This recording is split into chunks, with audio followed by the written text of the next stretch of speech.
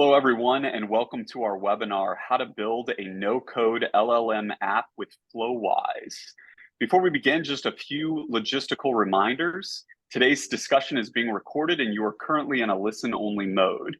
You may submit questions throughout the session using the Q&A functionality in the lower section of your Zoom console. If this is your first time joining a single store webinar, heads up that we present weekly technical webinars and workshops demoing data and AI use cases and new technologies. In fact, on Wednesday of this week, just 2 days from now, we will be presenting how to build a conversational real-time analytics app with Gen AI.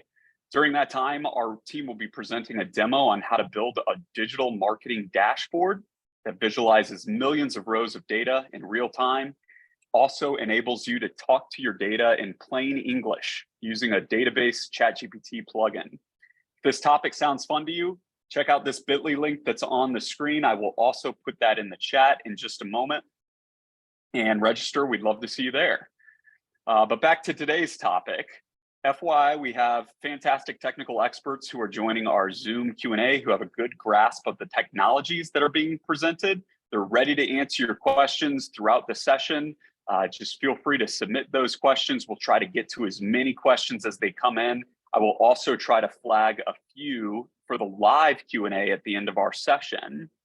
And one more thing, we'd love for you to check out today's technology. In fact, anyone who tries it today will be entered for a chance to win brand new AirPods Pro. Just simply click that link that's on your screen, or snap a screenshot of that QR code that's on your screen.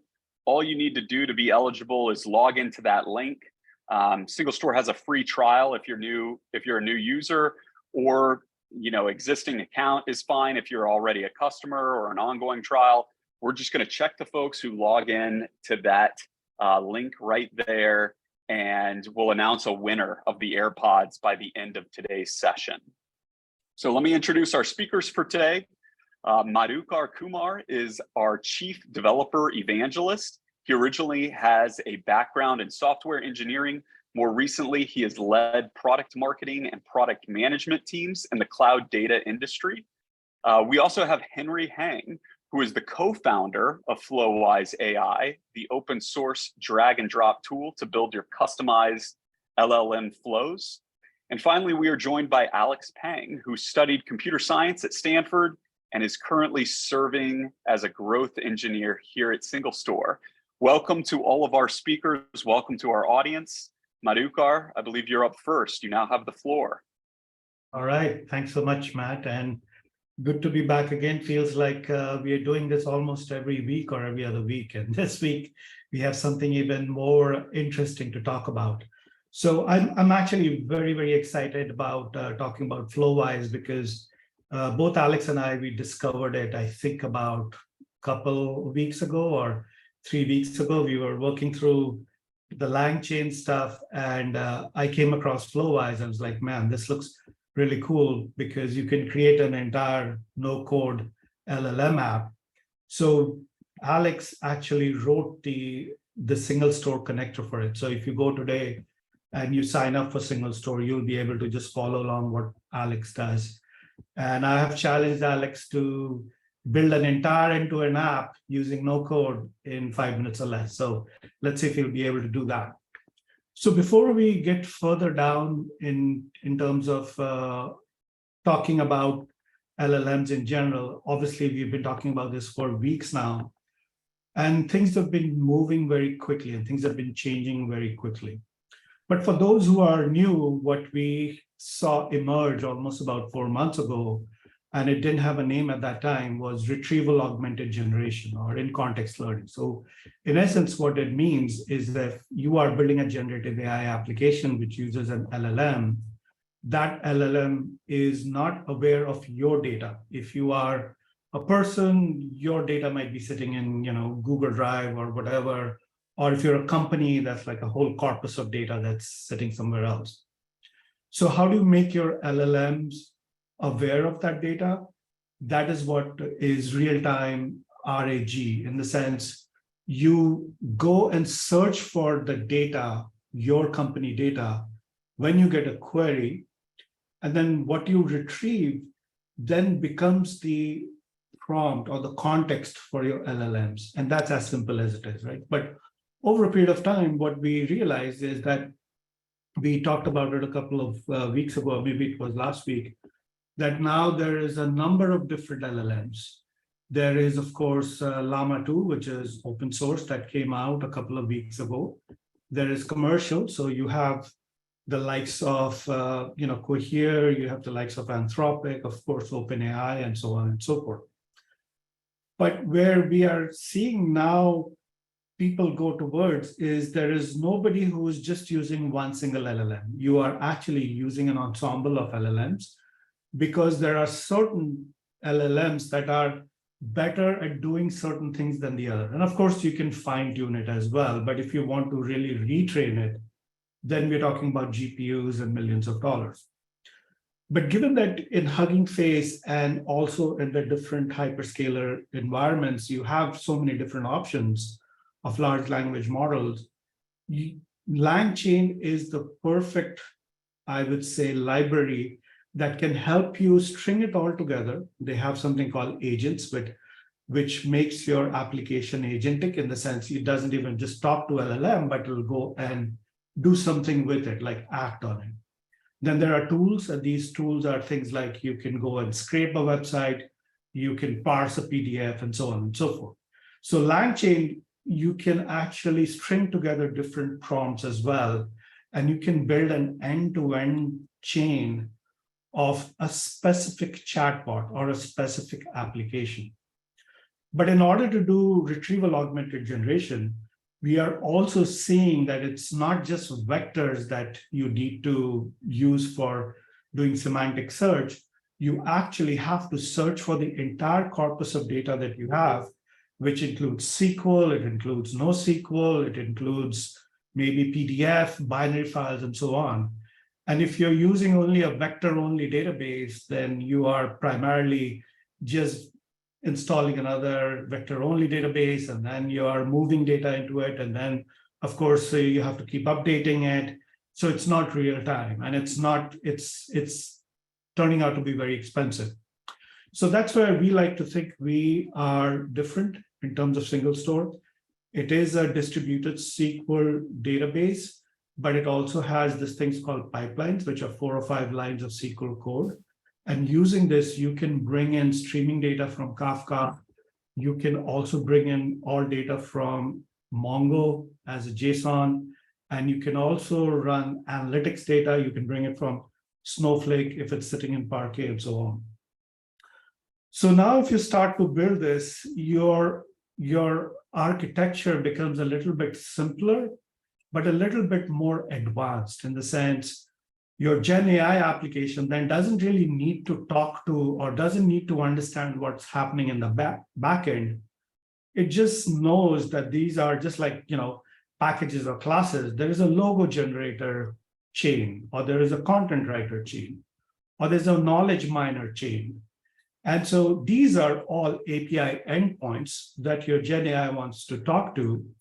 And this in turn is doing the curation of data from single store in real time. And then it's also taking that data and then contextualizing with the LLM. So what you get back is a very specific API endpoint that does very specific things. And we'll take a look at a few other commercial architecture as well. For example, Watson XAI or Vertex AI from Google, they're all headed in a similar direction where you can just in a no-code fashion, go create these LLM apps and then expose them as API endpoints so that your Gen AI application can start to, basically subscribe to it, or they're able to just talk to it and get back data. Now, when this happens, of course, you would also need to worry about how do I put this in production? Like, can I look at what is the efficiency of my retrieval augmented generation in terms of, are we giving the right context? Can I see how many are wrong context, or can I see how long does it take, and all of that other good stuff. But you want to do this in a relatively drag and drop way versus having everybody to just go bust out VS Code. So this is where Flowise comes in. And Flowise is a beautiful tool. It's open source, and we have a founder over here, Henry, who's going to talk about it. But let me just very quickly tell you a little bit about single store and what exactly is it. Well, we like to say that it is a database. It's a distributed SQL database that is meant for very high throughput with sub-millisecond response times. So because it can do analytics in sub-milliseconds, you can use it for transactions, you can use it for real-time analytics, and now you can curate your data and contextualize it in real time as well, and then give it over to your LLMs as we just saw. It is available on cloud, all the hyperscalers, including AWS. It's also available on hybrid environments and on-prem. You can run it in Docker if you want to. And the key difference between single store and maybe MySQL or Postgres would be that it includes both row-based and columnar database. And we added vectors in 2017 when the first transformer paper was written by Google.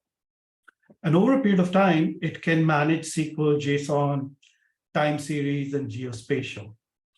So because of that, we have had for years several Fortune 500 customers that use us for mission critical analytics workload, either where you have an SLA related to an analytics, or you want to take your real-time analytics and be able to help your customers and also drive more revenue. So companies like Akamai, Palo Alto Network, Tier 1 Wealth Management that you can find on our website, Comcast, and so on.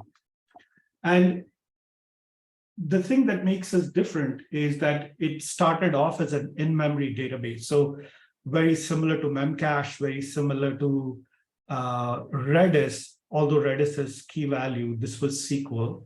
And so it was called MemSQL. And then over a period of time, we created this universal store and patented it, which is called, that's why we renamed our company to Single Store, which brings in the data and it keeps it in memory in a row store, which is why when you're doing a fast ingest, it is extremely fast. You can read data from Kafka in flight and run your SQL queries because we do a very fast commit. And then over a period of time, it goes into the SSDs and VMEs using column store, which makes it extremely fast for analytics. And then finally, you could even move it to your cloud storage, object storage, like an S3 or a bucket, where even there, the read and write times, we are talking about 1 second for terabytes of data, a couple of terabytes of data. And of course, when you add the pipelines, it makes it a very good database for not just doing vectors, but also SQL, JSON, and so on, and specifically also for in-app analytics. Recently, we did add a few things which I want to highlight. One is we added MongoDB API compatibility, which means that if you have data in Mongo and you bring it over into single store, you can run analytics on it. That's almost 800 times faster. We have had this for a while. And of course, we also have a brand new thing, which we call notebooks. If you're familiar with notebooks, Jupyter Python notebook, it's exactly that, except that you get native functions within the notebook that sits on your compute. Our compute within single store is called a workspace, and then it can talk to your database, and you can directly run Python or LangChain libraries within Python, pandas, and so on. Or you can directly call the SQL and be able to access the data directly from a notebook. So we think where the world is headed is that the databases need to now be able to contextualize your LLMs in a split second. And it should be able to do that with JSON, blob, geospatial, time series. You should be able to create pipelines. You should be able to do both transactional and analytical data. You should be able to do SQL. And in fact, the OpenAI plugin, as well as a bot that we created called SquirrelBot, even allows you to generate SQL while you're inside of Notebook and you're writing your entire application. So with that, we think it is really not just a vector-only database play anymore. it is a combination of marrying both analytics and semantic search. It's a question of doing deterministic as well as vector search. So effectively what that means is you can, of course, run a dot product function on the vectors inside a single store and it'll return your comparative results in like less than a millisecond. But at the same time, you can also do analytics. So why is that important? Because if you are doing an application, or if you're building an application where you need to find out the users first and you need to find out what they have done in the application, then those are deterministic search. You're saying user that is located in California where they logged in less than 5 minutes ago, based on that, you want to generate. So those are all analytics or aggregation queries. Then you get the semantic search, and you can do all of that in one single SQL. This we showed about 3 or 4 months ago, and we are about to add a lot more features to that as well. So as part of that, now what I wanted to do is bring in Henry and talk a little bit about Flowise. Like, Henry, tell us a little bit about what is Flowise for people who didn't know or missed the first part of this webinar, and how can people access it? And then also talk about how do you take it in production with Langsmith and load testing and things like that. So I'm going to stop sharing. If you want to share your own slides, feel free to do it. Perfect. Thanks, Mahukar, and thanks for having me. Really excited to be here talking about Flowise and integrations with Single Store. So to start it off, I'll give a brief introduction of Flowise and how did we came up with the idea of creating Flowise. So Flowise, essentially what we trying to do, our core mission is just to make it easy for people to build large language model applications. So as we all know, like creating a large language model applications takes a lot of time to test different frameworks, different techniques, different chunking strategies, and then come up with the best outcome that you can from the LLMs. And we hope to shorten the time for you to evaluate different performance and test different techniques. And that's why we have this idea of creating this drag and drop interface where we allow people to basically like playing a Lego. You can create, you can combine different pieces, different blocks together and build your own AI or the agents and then interact with it in real time. From there, you can take a next step to evaluate the performance, the latencies, the response, the quality of a response, and then compare with your different flows that you have built. So we came up with the Flowise about 4 or 5 months ago when we were just trying to play around with, obviously ChatGPT, and then you have Anthropic LLMs. Then you have all of these frameworks like LangChain, Llama Index, Haystack, started to gain popularity. So I think we are just the same as the other developers trying to play around with all of these frameworks and things out there. And then we started to notice that there's a larger demand for developers or also non-developers to have an easy access to all of these tools. Because as you know, like most of this code are kind of repetitive. So only certain parts you need to change, maybe strategy, chunking strategy, you need to change for 4,000 to 1,000, this kind of settings. Maybe temperature, you need to lower down from 0.9 to 0.1, this kind of a different configurations. And so we thought of, why not just create a simple tool that allow people to do all of these without having to write the code over again and again. So I think from that point, we just created Flowise and then put it out to the GitHub and to see if anyone wants to use it. It was more like a side project back then. And surprisingly, we got a lot of positive response. And from that point, we kind of, keep on building, keep on shipping. And at this point, we are still growing and still experimenting with around different things. So with that being said, I want to share an example of the chat flow. So this is a very simple chat flow, which is basically similar to ChatGPT. You ask the questions, and then the chain or the agents will have the memory of the past conversations, and then use that, it will fit into the ChatGPT and come up with a response. So the point of showing this chat flow is to see the integrations with Langsmith.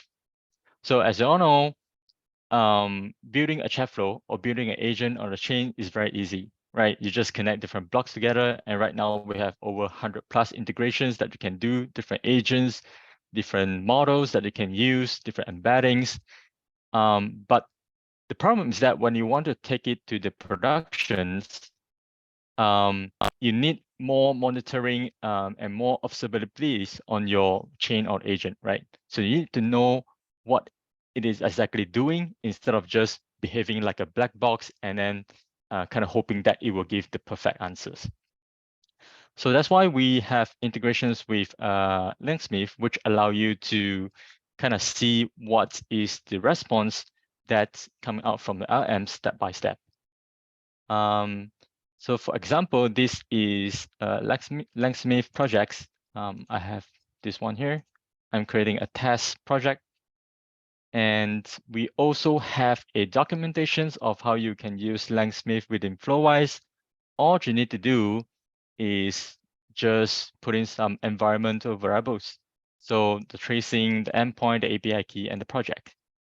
And then after you have all of that, for example, this is my render applications, which will be showing how you deploy Flowise to render. But all you need to do is to put in your environment variables into here. So now let's try to interact with the chain. Say if I want to say, hello, my name is Henry. So you can see the AI has response to you. And then if you ask, what's my name? It should be able to memorize a name and then give you, hey, your name is Henry and blah, blah, blah. Right. So if we go to Langsmith, and now we can see there are a few traces showing up. And then if you click on one of them, and then you can see the step-by-step executions that has been executed by the LMs. So the input and the history, of course, when I first type in, hello, my name is Henry, obviously we didn't have any chat history yet. So it is an empty array. And then here's the response. If we go back to the second step, so right now you can see the chat history. So first you have, hello, my name is Henry, and then the response from AI, and then here's the next response. So this is a very simple idea to get you started on how to use Flowise. And if you ever want to use it in productions, so you can use it with combination of Langsmith. And we also are working with integrations with Helicon to also kind of similar to Langsmith, which allow you to monitor the behaviors of the agent or chain. Again, like we're still growing and still putting out more integrations for users to choose. Apart from that, I also want to show you that once you have built your chat flow, so there are several ways that you can use your chat flow.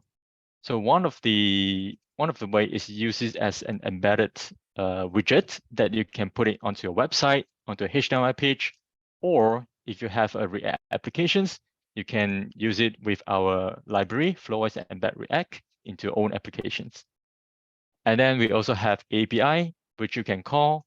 The good thing about API is that we provide tons of different configurations that you can do from your flows. So let's say if you want to temperature to set to certain 0.5 something, or if you want to use different probability settings, frequency penalty, you can do this by just specifying the override config. And basically that's it. So we give you the simplicity, but also flexibility for you to perform all of these different use cases, whether it is for knowledge-based question and answering, or it is for analyzations, summarizations, extractions, and all sort of things. And lastly, we also have this share chatbot, which allow you to basically share the chat flow that you have created as a standalone applications where people can take a look. Not sure if my username, but yeah. Here you can see that here's a full chatbot applications that open up for you. If you type in hello, yeah, so it will behave exactly like a chatbot. And then also you have the options to set your API keys. If you want to protect your chat flows from being accessible by the publics, you can set that as one of the API key. So that's how you can use Flowise in different ways. And also the other piece that I wanted to show is that we have this marketplace templates, which kind of give you an idea of how you can do different things. So I believe Alex will be showing one of these called conversational retrieval QA chain. Basically, you can ask question on your data. And then we also have different ideas of how you can do certain things in different ways. So let's say if your use case is about doing question and answering on your spreadsheet, we can use this template. And all you need to do is just to click the use template and then connect to your credentials. So basically the OpenAI API key, and then you can upload a spreadsheet file and then you can ask questions. Also, you can have different use cases where you want to chat with databases. So we allow you to chat with Postgres, MySQL, databases, etc. Works exactly like the CSV agents. So yeah, the idea is just to give you different inspirations of how you can use LLMs in different use cases. So we also have the final piece, which is called the tools. If some of you have been in the LangChain, have been creating applications with using LangChain, you might be familiar with the tools. So basically, tools is to enable the agents to use a tool. If you look into it, basically it is just calling, a post request and execute that post request. And you can combine with an agent, for example, like this. So I have an agent, and then I can use a tool, hook up with my chain, or even a custom tools. So it kind of gives you more flexibilities as in how the agents can do certain things using the tools that you have created. I think with that, that is pretty much the overview of the Flowise. We have our GitHub repository. I'll put in a link in the chat. And yeah, feel free to reach me. Feel free to ask me if you have any questions, and I'll hand over to Alex to go over how to create a flow from scratch. So Henry, before we go there, one quick question, because this came in while you were showing your screen. How do you integrate Langsmith into Flowise? Was I not sharing the screen just now? Yeah, you were, but maybe Oh yeah. we missed it. So it is very easy. Basically, here we have the documentations, and what you needed to do is just specify the variables, and that's it. So depending on how you are running Flowise, so for example, if you are running Flowise or you are deploying Flowise through render, and then render has these environmental variables where you can set different variables, and you just need to put your keys and different configurations into there. So that is very straightforward. Thanks. Yep. All right, Alex. Thanks, Henry, for just giving us that overview of Flowise. Now I will show everyone how to build a conversational retrieval chain in Flowise using single store. So let's try to share my screen here. Let's see.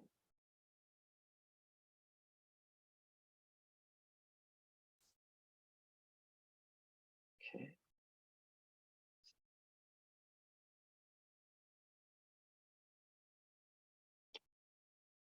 Share my screen.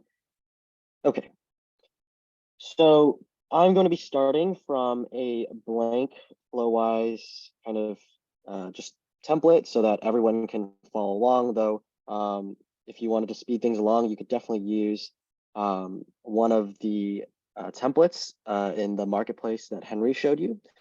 But with any LLM app, obviously you're going to want an LLM.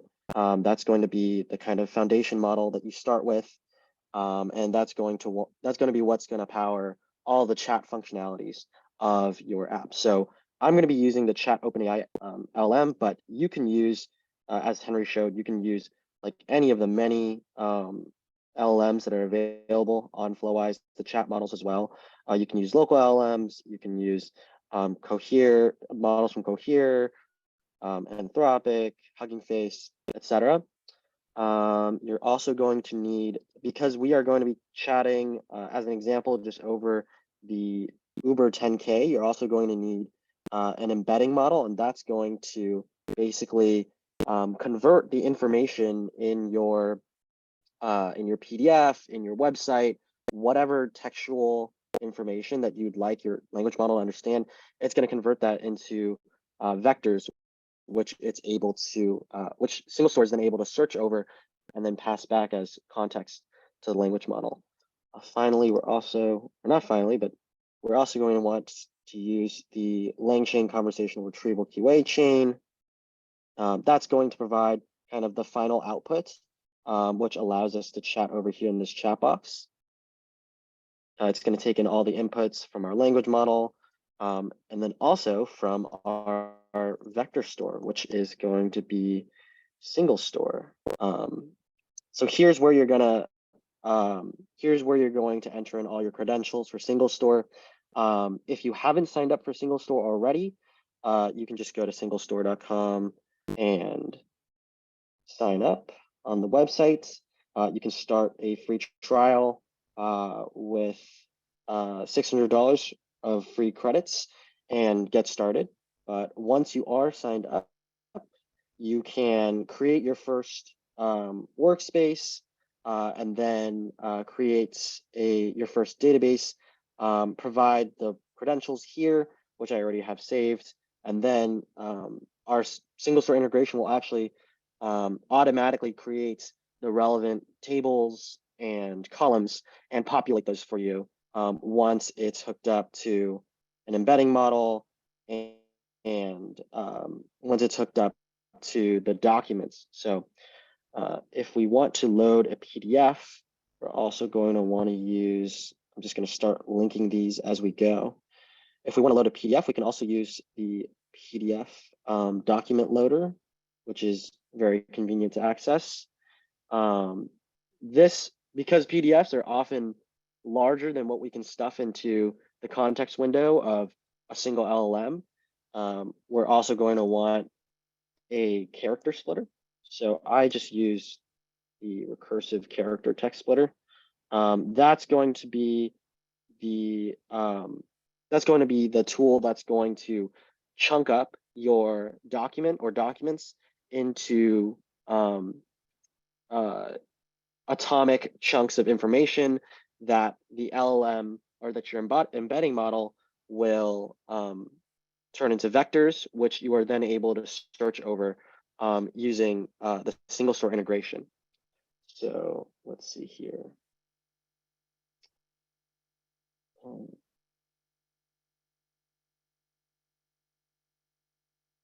Oops, I'm just going to need to change something here as well. Okay. Yes, okay.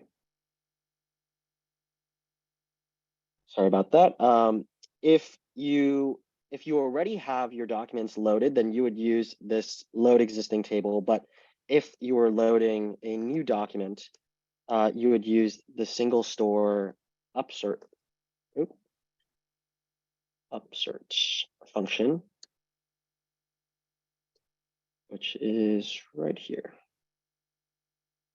And that would allow you to link in your uploaded document and then allow single store to kind of handle everything behind the scenes for you as it embeds the chunks of your PDF and then uploads it and creates the relevant tables and columns.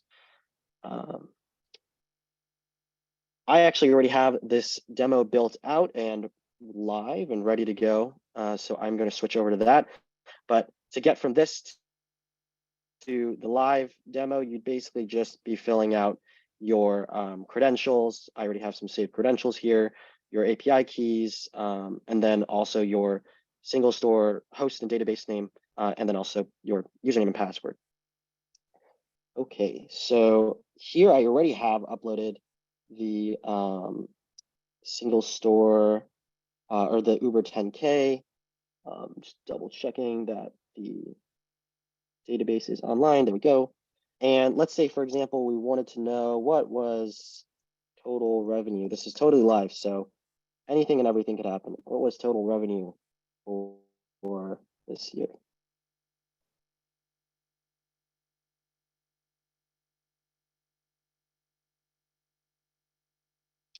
Oh, uh-oh. That's really strange. It's just some technical difficulties right now, but for some reason I think there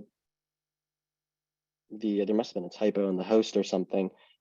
But let's see, if everything were working, you would see that the language model is able to get hydrated with context from the single store upsert document, which provides it with the relevant chunks from the embedded PDF. Let's just try again. I'm gonna try live debugging this, so bear with me. Yeah, it does look like it's not able to reach the host. Let's try this again. Yeah.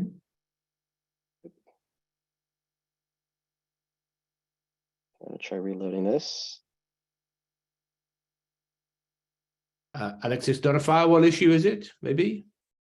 I don't Got everything think open? so. Okay.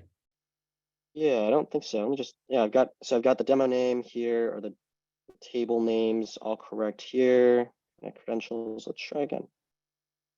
Just clear this chat history. You could try just picking the host as well, see if it's reachable. Maybe there's some issue along the way.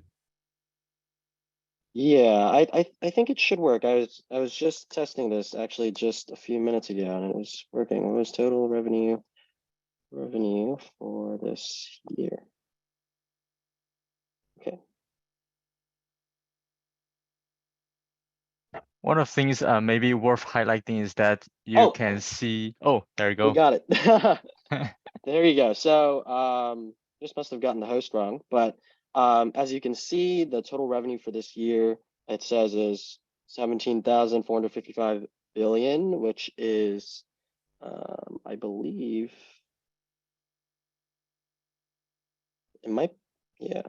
We can also, this is the document that we were actually searching over, which is very large. It would be pretty difficult to find all this information just kind of off the back of your hand. If, for example, we were interested in the segments of revenue, we could also ask that. What were these segments of revenue? Mobility, delivery, freight, and all other. And let's say we were interested in the revenue for mobility.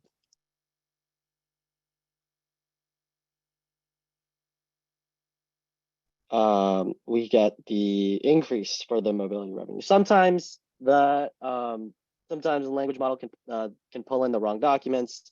If you were interested in that, you could also turn on return source documents, and you could see citations. So that's about it for my demo. Happy to answer any questions. Yeah, happy to set it up working. As rough at the start, but Yeah, I think, thanks, Alex. One of the things that came in as a question was, how do you deploy it? Can you deploy it in Azure? Can you deploy it in any other place? So what I wanted to do, what Alex was showing, was actually running on render.com. And render.com is one of those services. Of course, because it's a Node.js app, you can, sorry, let me share my screen. Because it's a Node.js app, you can deploy it and run it anywhere you can run Node, or anywhere you can run JavaScript. So typically what you see over here is I've signed up on render.com. And once you go to render.com, you would see this is the Flowise that instance that I had installed. And as you just saw, this is where Alex had created these 2 different flows. And so you can even work together with other people too. So what are the steps of building this out? And Henry, please keep me honest over here. Let me make this bigger. So first thing, what I did was I went to Henry's or Flowise's repo, which is right here, github.com/Flowise AI/Flowise. And then you can just, fork it. So when you fork it, at least for me, when I did that, I now have this repo. So now it is in my account. So what I can essentially do is I can sync the fork every time there's a new change that Henry and team pushes through, I get it over here. Then I go to render.com, I sign up, and then I say new, and then I choose web service. And I have already connected my repo. What you do is you would have to configure your account, and then it picks up the repos that I have, especially the one that I fork, which is Flowise. So let's say if I did this, it will just go there. But let's say if I connect it, it will pick that. Then I choose a region where I want to run it. I give it a name. I choose the main branch, unless you've done some additional work in additional land. There is a free tier of 512 MB and $0, which is where we were. And then Alex and I, we started to really test it over the weekend. So I decided to upgrade it to 512 and 7 months. But you could also go to 2 GB if you wanted to. And then once you have done this, what you do next is click on the advanced. And this is where you add your environment variables. But in essence, here is where you would deploy the, oh, actually, I made a mistake. I have to choose this as a node application. So let's try this again. If I do this is the public repo. Let me try this again. Web service. Well, let's say I choose this. Branch is main. Here, I choose node. And then it automatically gives me what are the build commands and install. So you would actually go back to the README and you would see those commands right here. So you first do yarn install, then you do a build and then a start. So in effect, you would do exactly that. Yarn install, yarn build, and yarn start, and then you choose your stuff. You hit the create web service, and then it will be available to you as a URL that you can then share. And while you do this, you can also password protect it so that not everybody is able to access the same thing, which is what we did with ours. So I'll stop sharing now and see what are the questions that are coming in. Oh, before we move to questions, I wanted to really quickly show how everyone can actually walk through the single store interface step by step and create a workspace, because I realized I did skim over that. Let me just go ahead and do that. Also, just wanted to point out one of the really good benefits of working with a no-code platform like Flowise is when disasters happen and things aren't working the way you want, the way that you can debug and then quickly iterate, like you just saw just now, I just quickly pasted in a new host, which happened to work, is unparalleled. You can't really do that when you're working with kind of the raw source code. It's much more difficult, and especially having this chat interface here makes debugging and just iterating on your own app much more easy.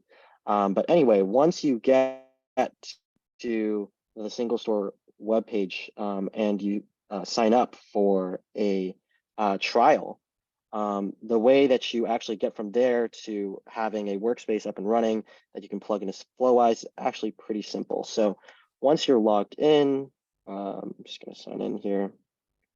Once you're logged in, you'll see this page. And then what you want to do is you want to create a new workspace, which single store makes very, very simple. you'll create a workspace with kind of your desired size. I'll just kind of select the defaults here. Here we go.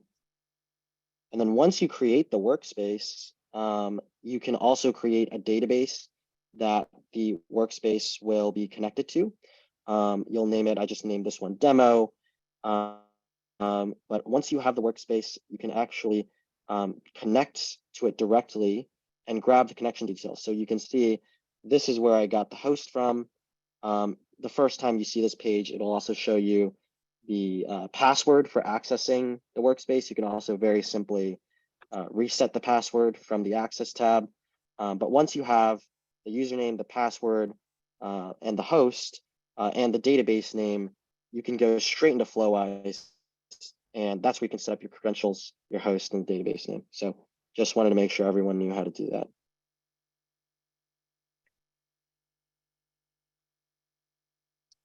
Great, Madhuk, are you good to move into Q&A here?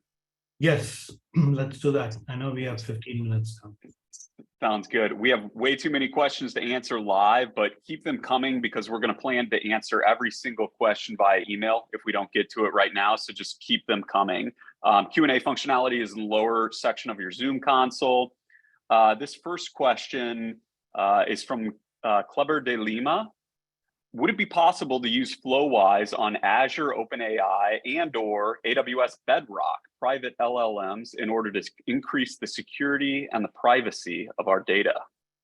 Exactly. So we are working with this multinational grocery chain, which is primarily using Azure as their primary LLMs. And we're also working with AWS internal team with their own AWS Bedrock integrations. So yes, it is totally possible to use Flowise for your in-house applications. Good stuff. This one's anonymous. It would be nice to know if the information retrieved is any good or not. Was that 17 billion number the right number, or was it a hallucination from the LLM? So to address that one, first we can do a fact check whether the correct number appears from PDF. But one way to prevent or to limit the hallucinations is to specify a system prompt to one of the agent on chain that you have created. So for example, just give me the answers from the input documentations. Don't come up with an example of the answers. So this is sort of like telling the LLMs don't hallucinate. And so this is one way to kind of keep the LLMs on track, not to go off rail. And for now, and you can have different techniques as well. Maybe after you do a retrieve and store, then you can compare to another documents to kind of prove that both of the answers are the same. Then you feed the final answers back to the chatbot. So there are different techniques that they can use. So it is, yeah. Great. Henry, here's another one for you. There's been a number of questions about, how new is this service? We're thinking of using this for production. Is that okay? What's your answer for that? Yeah, so we are 4 months old right now, but we are already serving some of the large enterprises in the world already. So I would say our open source repository is moving fast, and sometimes it could break things, just to put it out there first. But we are launching this cloud hosted version, and we are doing on-premise enterprise setups, which are much more stable. So feel free to reach out to us if you are interested in doing so. Good stuff. Madhukar, I'll give this one to you. I know we've gotten similar questions in the past. This one's from Declan. Does either single store or Flowise provide any guarantees for documents that hold sensitive data, i.e. customer or payment data? For example, what if I wanted to ask the chatbot to find customer verification documents? How could I guarantee that as part to the search results return, no sensitive data is shared? Yeah, so I think that's where, and Akmal, feel free to jump in. That's where it's important that you choose an enterprise database. Single source has been around for about 8-10 years, and we have several companies, as we talked about, in production. and we do have CRUD level RBAC as well. So you could control both at the row level data, as well as, you could have your own access layer on top of it too.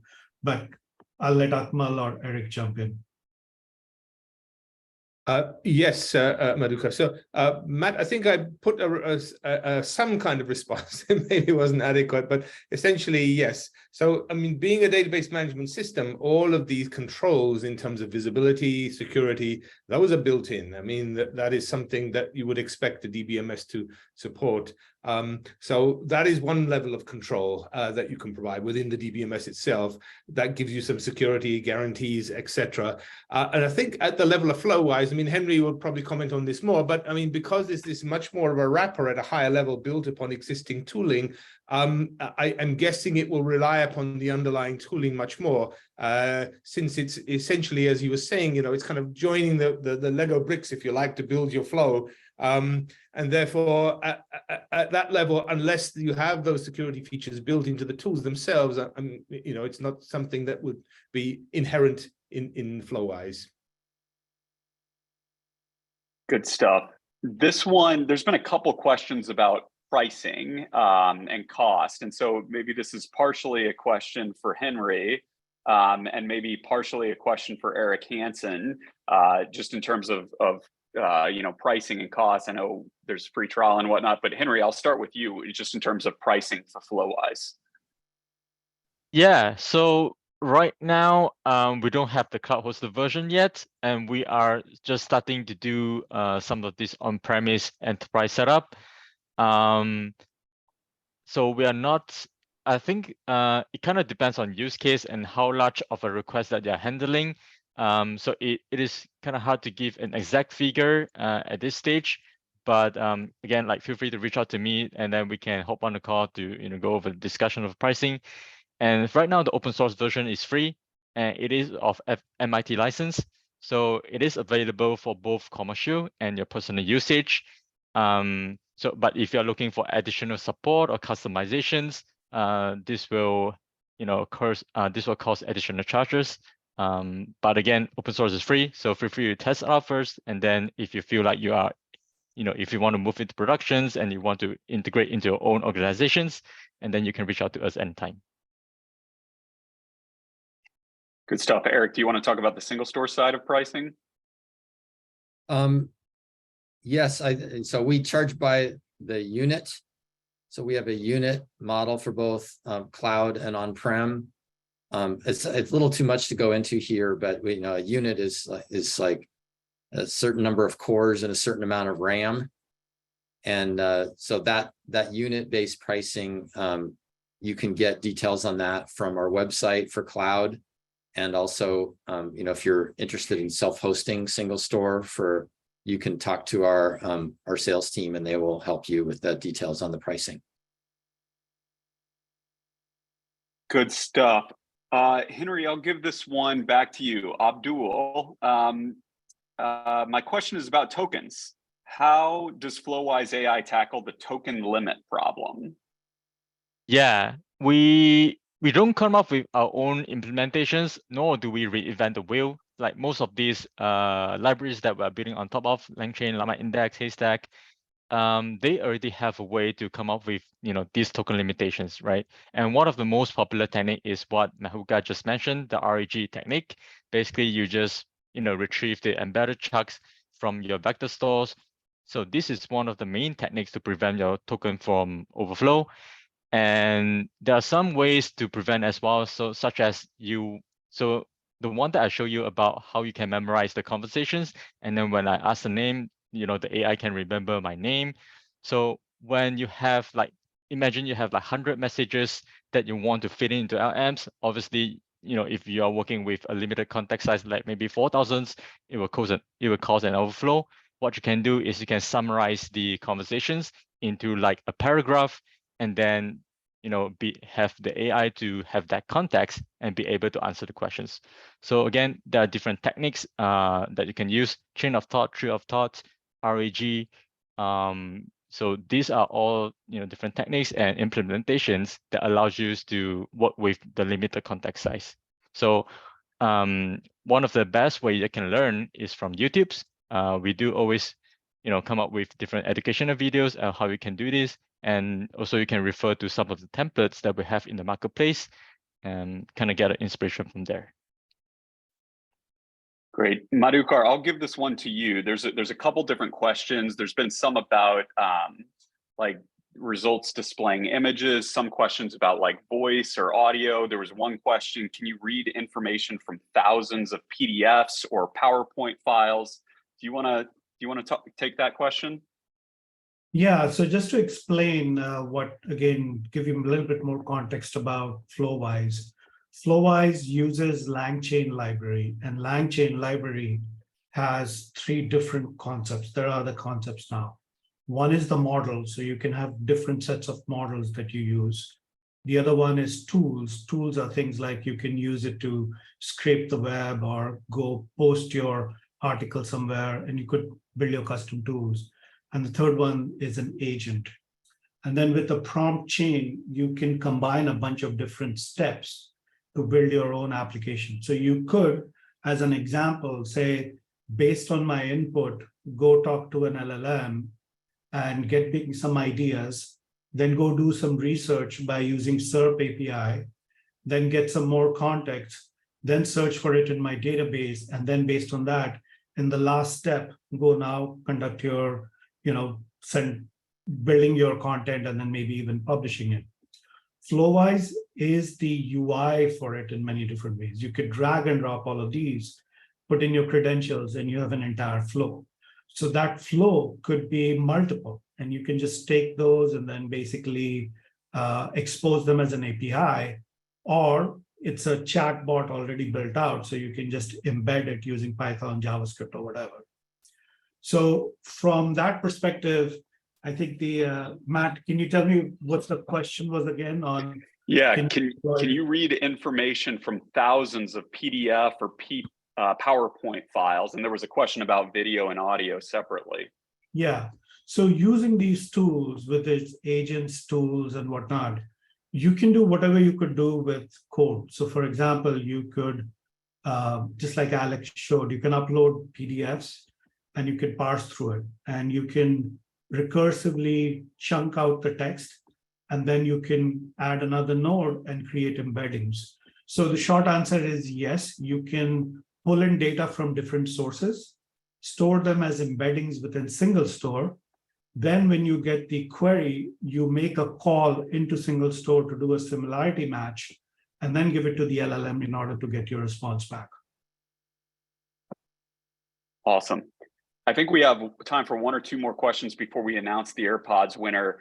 I have one, but before I float that out, just for the panelists, do you have a favorite that you wanted to answer live that you haven't gotten a chance to? Eric or Akmal, Alex, does anybody have a favorite question they want to chime in with? If no, I will go to my last one I've got here. I have a question that comes up often. Sorry to interrupt, but go ahead. A lot of people ask about security of OpenAI, and we are not experts on everything OpenAI has to offer. However, OpenAI does have ability to allow you to opt in or out of sharing data, and so if you're sending questions to OpenAI and getting answers back, you can opt out so that they don't retain your data. It says OpenAI will not use data submitted by customers via our API to train or improve our models. You can explicitly decide to share your data with us for this purpose, and you can opt in to share data by filling out a form. So, if you want to be secure with OpenAI so that they don't use your data for other purposes and don't retain it, they have abilities to do that. That question comes up all the time. And I'll quickly add to that. So I know there was a bunch of very specific questions. So if you want one of our experts to jump on a call with you and figure out what your use cases are, if you have additional questions, just send an email to team@singlestore.com, and we'll be able to just set up a meeting and just go over your question. And 2, in addition to what Eric just said, there's also the option of deploying your LLM privately in your VPC, whether it's in Azure, AWS, or Google as well. Both a combination of the commercial as well as the open source ones like Llama 2. All right, perfect. In the final minute here, I'll wrap up and announce the raffle winner. But as I mentioned during the intro, on Wednesday of this week, we will be presenting another webinar, how to build a conversational real-time analytics app with Gen AI. During that time, our team will be presenting how to build a digital marketing dashboard, visualizes millions of rows of data in real time, also allows you to talk to your data in plain English using a database ChatGPT plugin. I have put the link to that in the chat. Feel free to register right now. And then to the raffle winner. So today's winner goes to Antonio Caminiti, who is the head of data analytics at Fitch Ratings. Very cool job. Congrats. Thank you for joining. If that's not you, don't give up. We're going to announce one more AirPods winner by the end of the day for anyone who has tried out today's demo. Check your email for that in the next hour or so. I'm also going to put the GitHub into the chat one more time. But yeah, thank you to Madhukar, Henry, and Alex for an awesome presentation and demo today. And thank you to everyone in our audience for joining us. Have a great rest of your day. Thank you, everyone. Bye-bye. Bye, everyone.